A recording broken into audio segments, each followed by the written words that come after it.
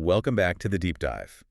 If you spent any time online lately, anywhere, you've definitely felt that pull, right? The whole side hustle thing. Oh, yeah, it's everywhere. Exactly. Maybe you're thinking about coaching on Upwork, or maybe monetizing some expertise on YouTube, sponsorships, that kind of thing. Or just launching a small consulting business on the side. Right. And that promise, the flexibility, the extra income, it's really, really seductive. It absolutely is. But, and this is a huge but, for millions of people here in the U.S. who are, managing their immigration status, that seduction, it can be a real trap. A trap. How so? Well, your ability to freelance or consult or start that side business, it isn't really defined by your great business plan or how hard you hustle. It's almost entirely defined by the specific letters on your visa. Okay, so the visa type dictates everything. Pretty much. And these rules are complex, super nuanced, and getting it wrong, the stakes couldn't be higher. You could jeopardize your entire immigration, future green card applications, visa extensions, even just being allowed back in the country. Wow. Okay, so our mission today is, well, it's vital. We're going to dive deep into the legal boundaries here in the U.S. for self-employment, for independent contracting. Yeah, we need to map out these paths because they're dramatically different. Sometimes they even seem contradictory depending on your status. So whether you're, say, an H1B holder working for a big tech company, or maybe someone navigating things without traditional work authorization, we need to figure out what's legal. What's maybe an acceptable risk, though? You need to be careful there, and what is just absolutely off-limits, lethal, like you said. Okay, let's unpack this. We have to start with the absolute foundation, the legal bedrock, right? Before we even talk visas, we need to understand the fundamental difference between an independent contractor, an IC, and an employee. Exactly, because that distinction, it governs, well, everything. Taxes, immigration compliance, the works. So how do they draw that line? It really boils down to something the IRS calls the control test. It's purely focused on who calls the shots. Control. Makes sense. Right. So if the client, the company paying you, only has the right to control the result of the work, the final product, let's say, but not how you do it or when you do it, then you're likely an independent contractor. Okay, just the outcome matters. Exactly. But if the business tells you where to work, gives you the specific tools, sets mandatory hours, controls the sequence of tasks, well, then you look a lot more like an employee. So, if a company makes me go through hours of training on their specific software and methods, that's a pretty big sign I'm an employee, not an IC, right? That's a huge red flag, yes. Yeah. That points towards behavioral control. We usually break down the control factors into three main areas just to make it clearer. Okay, what are they? First is that behavioral control you mentioned. How much instruction are they giving you? What kind of training? An IC typically uses their own methods, their own expertise. Got it. What's second? Second is financial control. And this one's often a really big indicator. Is the worker likely to have business expenses that aren't reimbursed? Do they have a significant investment in their own tools or facilities? Though that's not always required. Okay, so they're putting their own skin in the game financially. Precisely. And crucially, do they have the opportunity for profit and loss? Are they paid a flat fee for the project, or are they getting a regular guaranteed wage like an employee? That risk of loss is key. Right. So my example earlier, if I hire a programmer, pay them a flat $5,000 to build one specific app feature, they work from home on their own computer. Yeah. I only care about the final feature working. That feels like an IC. Absolutely. Textbook IC. You control the result, not the how. And that leads to the third area, the relationship type. How the engagement itself is structured. Exactly. Is it permanent, or is it for a specific project or period? An IC relationship is usually temporary or project-based. And critically, do they get employee-type benefits? Health insurance, vacation pay, pension plans? No, an IC wouldn't get any of that. Yeah, correct. So your programmer example fits perfectly. Own equipment, one-time project fee. Company only specifies the outcome, not the execution method. Clearly an IC. Okay, that distinction is super important because it sets up, well, a really surprising pathway we found in the sources. How individuals without traditional work authorization can actually earn income legally. Yes, this is crucial. Many people assume, no E-80 card, no work visa means no income is possible. But the IC route, it opens a specific legal door for certain groups, like undocumented individuals. How does that work legally? It hinges on a law from way back, the Immigration Reform and Control Act of 1986 IRCA.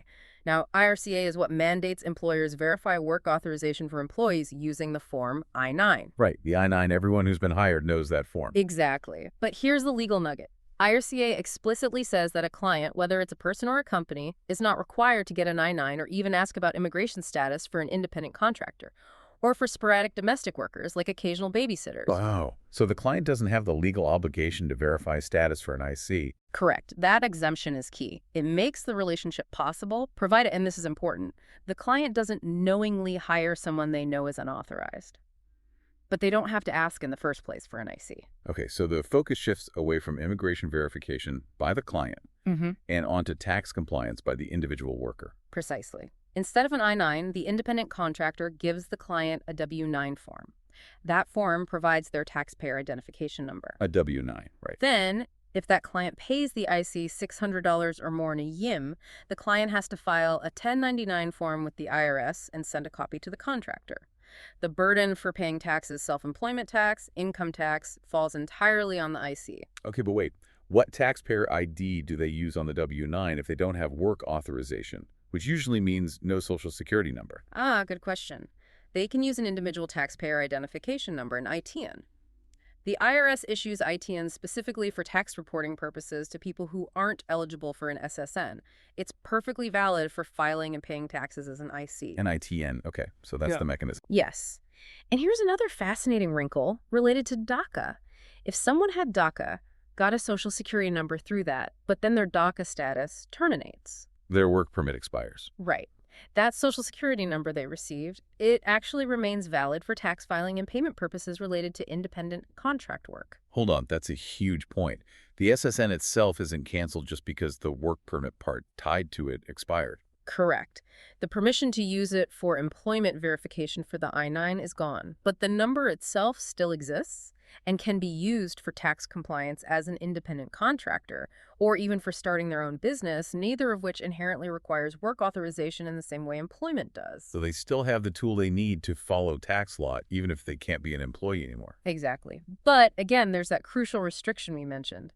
8 U.S. Code 1224 AA4, an entity cannot knowingly engage an unauthorized individual as a contractor. Meaning, if a company employed someone under DACA, knew their work permit expired, they can't just turn around and say, okay, now we'll hire you as an independent contractor. That knowledge prevents it. Gotcha. But that person could potentially contract with a different client who doesn't have that prior knowledge. Potentially, yes. Following the IC rules and using their ITIN, or valid for tax SSN, it's a vital, though, complex pathway for one group. Okay, but now let's flip the script completely, because for another group, doing that exact same thing, working as an IC, could be, well, financial and immigration self-destruction. Let's talk about the H1B visa holder. Yes, the H1B, the most restricted group in this context. So you're here working legally for your sponsoring company on an H1B. Can you run that side hustle? Can you take on a little freelance project? The general answer almost always is a resounding no. Just flat out no. Pretty much. The H-1B visa is employer-specific. It's tied, by law, to that one company and the specific job described in the labor condition application, the LCA, that was filed for you. So any work for pay outside that sponsor is considered unauthorized employment. Full stop. Okay, I get the rule, but this bumps up against so many things people try to rationalize, right? We hear it all the time. Well, what if the client's in, say, Zurich, and they pay me in Swiss francs, and it's only 5 hours a month? Surely USCIS isn't tracking that. That is the #1 myth we have to bust right now. It's completely irrelevant where the client is located or what currency they use. Really? Location doesn't matter? Not for this. If the H-1B holder is physically present in the United States while performing the work, the service, the labor, it falls under U.S. work authorization rules, period. The location of the worker determines the jurisdiction, not the location of the client or the bank account. Okay, physical presence in the U.S. is the key. Yes. And if that labor, done while you're here, generates any kind of compensation, it's unauthorized employment. And compensation itself, that's defined pretty broadly too, isn't it? It's not just a paycheck. Oh, absolutely. It's way broader than just salary. It includes things like stock options, getting your travel paid for, room and board, and critically, especially in the creator economy, in-kind benefits count too. In-kind? Like what? Like if you're running a YouTube channel or an Instagram account and a company sends you free products or gives you free services in exchange for you reviewing or promoting them, USCIS views that free stuff as compensation. So even getting free makeup to review could be seen as compensation. If it's tied to your promotional activity while you're on an H1B, yes. That makes the activity unauthorized employment. Even volunteering can be tricky. It's generally only safe if it's for a recognized nonprofit and the role isn't one that would normally be paid. Wow, that feels incredibly restrictive. I mean, almost counterproductive if you're trying to attract global talent. Yeah. Why is USCIS so rigid about this for H-1B holders? Why not let them use the IC path like others, especially if they have a main sponsoring job? Is there a core policy reason? The rigidity really stems from the H-1B's fundamental purpose.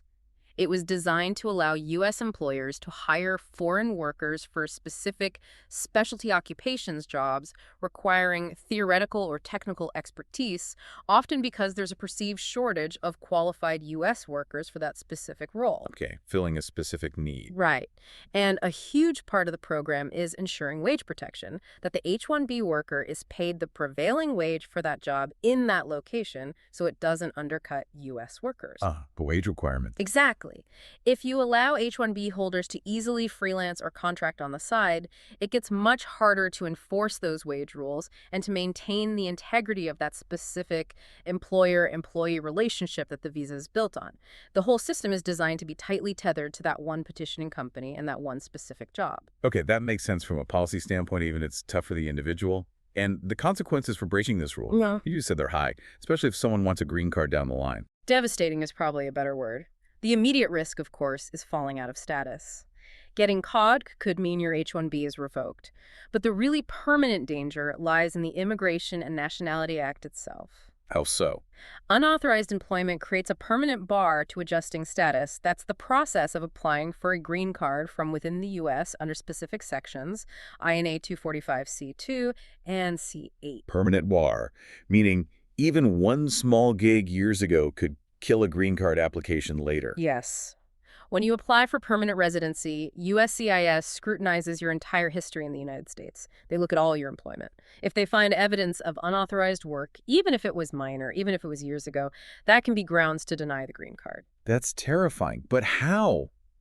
How do they actually find out about these side gigs people think are secret? How does USCIS connect the dots if someone tries to fly under the radar? Well, people aren't as invisible as they think. There are a couple of main ways this comes to light. First, the IRS talks to USCIS. Yeah. Remember that 1099 form? If a client pays you $600 or more as an IC, they send one copy to you and one copy straight to the IRS. That form explicitly shows you received income as an independent contractor outside your H-1B sponsor. That's hard evidence. Okay, the tax trail is a major risk. What else? Your own filings with USCIS. When you apply for visa extensions or eventually a green card, they ask for things like resumes, sometimes employment verification letters, maybe even contracts. And increasingly, they are looking at publicly available information. Like social media. Absolutely. Think about it. People get excited about launching something new. Right. So if I post on LinkedIn, thrilled to announce I'm the founder and CEO of my awesome new startup while I'm still on my H-1B for Big Tech Corp. You might as well just print out that post and mail it directly to USCIS with a note saying, please deny my future applications. You're literally handing them proof you were engaged in activity likely considered unauthorized employment. The risk of exposure is just way too high. Okay, message received. Unauthorized freelancing on an H-1B is playing with fire. So what can an H-1B holder with that entrepreneurial itch actually do?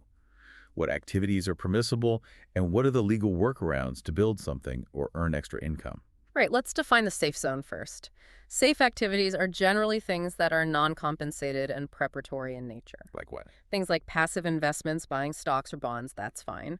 You can also generally take initial organizational steps for a future business. Such as? Developing a detailed business plan, researching the market, maybe even registering a company name or getting an employer identification number, EIN, for the entity. So you can create the empty shell of the company. Yes, but, and this is critical, you need to be very careful not to list yourself in an active, operational, or paid executive role, like CEO or CTO, at that stage if you're not authorized to work for that company yet.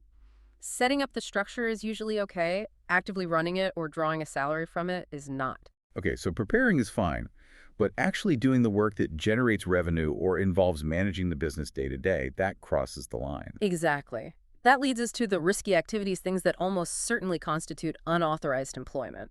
This includes actively fundraising or pitching to investors, hiring people, even contractors or interns, starting manufacturing beyond maybe a single prototype, or, crucially, accepting any kind of revenue-generating deal. Any revenue. So even if I just sell like one digital print on Etsy for $10. If you created that print while in the U.S. on H1B status and you received revenue for it, technically you performed compensated labor outside your sponsor. That's unauthorized employment.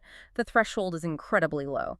Selling templates, taking paid blog editing gigs, getting paid for a TikTok video, all risky. Man, that line is razor thin. Yeah. Okay, so if direct freelancing and most entrepreneurial activities are out, what's the most practical, immediate legal way for an H-1B holder to earn income from a second source? The best, cleanest, most direct route is concurrent H-1B employment. Concurrent H-1B. Yes. It's basically the golden ticket for this situation. Another legitimate U.S. company can decide they want to hire you, maybe part-time, for a specialty occupation role that qualifies for H-1B. They file a completely separate H-1B petition for you. A second H-1B petition. Exactly. It's not transferring your first H-1B, it's adding a second one that runs concurrently at the same time. Once that second petition is approved, you can legally work for both employers, your original sponsor and the new concurrent sponsor. As long as you maintain your status requirements for both jobs. Correct. It requires finding that second employer willing to sponsor, but it's the most compliant way to have two paying jobs while on H-1B. Okay, that's a solid option for some. What about folks looking for total freedom down the road? The ability to freelance or start their own thing without needing any sponsor? For that, you really need to aim for a status that grants that kind of autonomy. The main pathways are usually the O1 visa for extraordinary ability. O1. Okay. Or certain green card categories, particularly the self-sponsored EB2 National Interest Waiver, the NIW green card. Because these aren't tied to a specific employer sponsor in the same way an H-1B is, they offer much more flexibility. And once you actually get permanent residency, the green card. Then you're golden. Once you have your green card, all these restrictions fall away. You can freelance, start multiple businesses, work for anyone you want, or not work at all. Complete freedom in the U.S. labor market. It's also worth maybe briefly mentioning the F1 student situation here too, right? Yeah. Because it's different again. Good point. For F1 students on standard post-completion optional practical training, or OPT, self-employment is actually permitted as long as it's directly related to their field of study and they work at least 20 hours a week. They have to document it properly, maybe form an LLC. But not for all F1s. Right. Crucially, for students on the STEM OPT extension, that extra 24 months available for science, tech, engineering, and math fields, self-employment is strictly not allowed. STEM OPT requires working for an E-verified employer, so again, the freedom, or lack thereof, is always tied directly to your specific immigration status. Okay, this deep dive has been incredibly clarifying. Let's try to nail down the single biggest takeaway for everyone listening. It feels like there are two completely different realities here. Absolutely. Reality number one. For certain groups, like maybe undocumented individuals acting as true independent contractors, self-employment can be a legally permissible path. It hinges entirely on following the IC rules and complying with tax obligations using things like ITINs and W-9s, bypassing the I-9 verification requirement. Okay, Path AIC work is a possibility via tax compliance. Then reality number two. For an H-1B holder, doing that exact same IC work is usually an existential threat to their long-term status in the U.S. because the H-1B visa is fundamentally tied to that single sponsoring employer and specific job. Path BIC work is a major violation. Precisely. The risk versus reward is completely flipped, depending entirely on which status bucket you fall into. Which is why our strongest advice is always consult an experienced immigration attorney before you take any action that involves compensation outside your primary authorized employment. Don't guess. Absolutely. So if you're wrestling with this, maybe you're on an H-1B and feeling constrained, focus on what is legal and safe. Right. Build your portfolio through non-compensated means, contribute to open source projects, network like crazy, develop that killer business plan, write articles, build skills. All the prep work. Exactly. Use that time and energy to build the foundation, maybe even the evidence you'll need later for that O1 visa or that NIW green card application, the things that will grant you the freedom you actually want in the long run.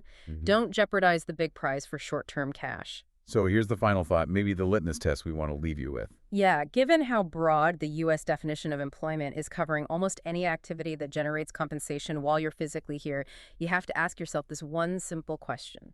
Is the potential reward from this side gig, this freelance project, maybe just a single $600 payment, worth the risk of potentially losing your entire long-term future in the United States? Keep the long game in absolute focus, always. Absolutely essential perspective. Thank you so much for breaking this down, and thank you for joining us for the deep dive. We'll see you next time.